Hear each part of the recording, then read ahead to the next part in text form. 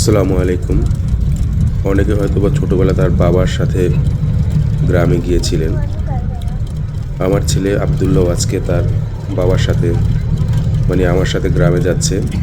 ওর বয়স এখন 4.5 বছর। ও তার বাবার সাথে এখন যাচ্ছে গ্রামে। এখন পদ্মা সেতু পার হচ্ছে। আমি আমার বাবার সাথে ছোটোবেলা গ্রামে যেতে যেরকম একটা অনুভূতি আমার ফিল হতো, যেরকম একটা এক্সাইটমেন্ট কাজ করতো, কিছুটা ভয়ও কাজ করতো, আমার ছেলের হয়তো বা সেরকম একটা অনুভূতি আজকে কাজ করছে।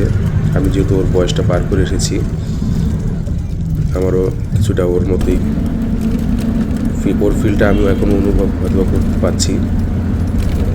যাই হোক, আমার ছেলেকে নিয়ে আজকে গ্রামের দিকে যাচ্ছি আমি। এর আগে ওর মা ছাড়া কখনো কোথাও ঘুরতে যায়নি, সাথে ওর মা অবশ্যই ছিল। প্রথম আমার সাথে সে একা যাচ্ছে গ্রামে। তো ওর ফিলটা আমি করতে পারছি, কেমন ফিলিংসটা ওর হচ্ছে। দোয়া করবেন আমার জন্য এবং আমার সন্তানের জন্য। এখন পদ্মা সেতু পার হচ্ছিলাম। আসসালামু আলাইকুম।